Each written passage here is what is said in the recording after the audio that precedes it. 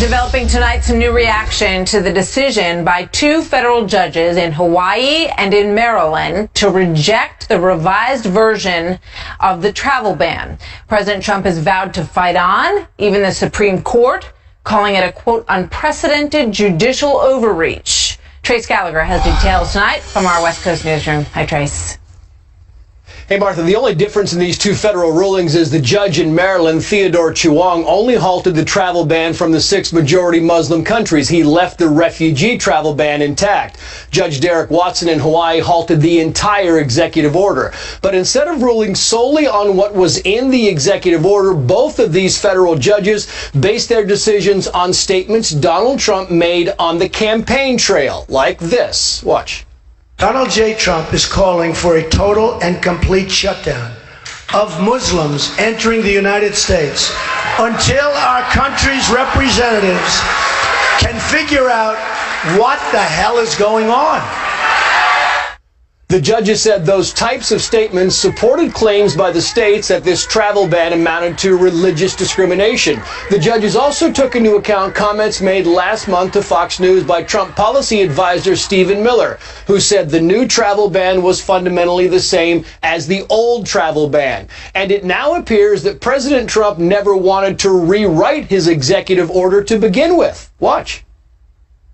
This is a watered-down version of the first one. This is a watered-down version. And let me tell you something. I think we ought to go back to the first one and go all the way, which is what I wanted to do in the first place. But going all the way to the Supreme Court might now include a few more stops, including back to the Ninth Circuit Court of Appeals, which has ruled against the administration once, and the Fourth Circuit Court, which covers Maryland. The DOJ says, quoting, the president's executive order falls squarely within his lawful authority in seeking to protect our nation's security, and the department will continue to defend this executive order in the courts. But while the DOJ wants the courts to focus on the president's authority, so far the courts have focused on whether the president's order is discriminatory. There's a lot of questions about that. Trace, thank you. So here with more, Katie Pavlich, townhall.com news editor and Fox News contributor, and Michelle Giwando is the legal progress vice president at the Center for American Progress. Thank you both for being here tonight. Welcome, ladies. It struck me again when I listened to President Trump in Nashville last night, and Katie, I want to start with you on this. It was revealing, I thought, that he said, I didn't even want us to have a second order in the first place. I wanted to stick with that first order. And now he ends up pretty much in the same place. And perhaps he was perturbed with somebody who, urged him, like, we have to rewrite this order. We have to try again. Because he wanted to stick with the original version. He wants this to go to the Supreme Court.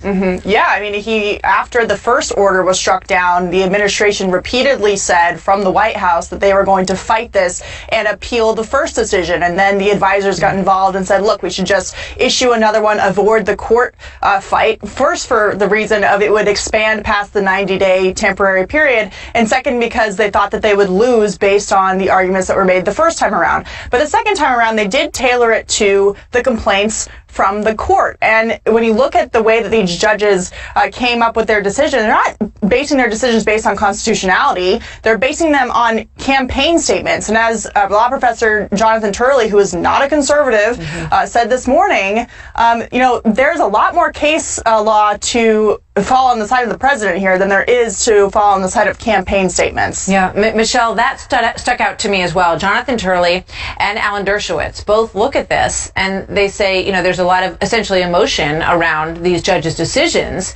but it will stand up. The president does have the right to ban entry from countries if he deems them to be a national security risk. It's in 1952 law.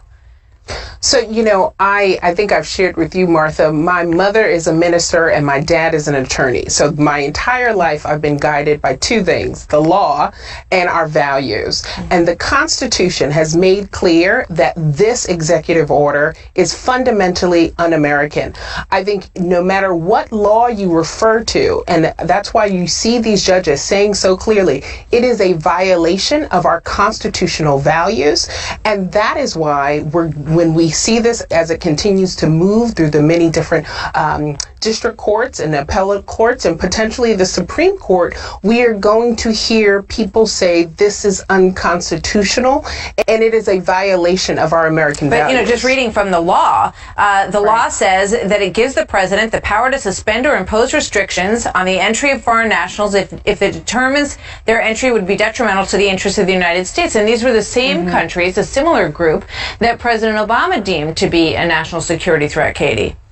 Right. I mean, there's nothing unconstitutional about keeping foreign nationals from failed states like Yemen, Syria, Libya, Somalia, where there is a very severe problem with terrorism and terrorist organizations saying they're going to use the refugee stream to get fighters to the United States. We've seen this happen in Europe. There's nothing unconstitutional about the president using his authority, which is written in U.S. code, to keep those people out. And this is not permanent. This is something that was temporary. And I think that the Justice Department is going to appeal this.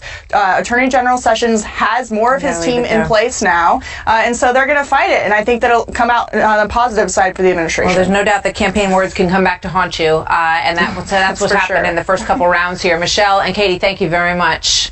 Thanks, Martha. So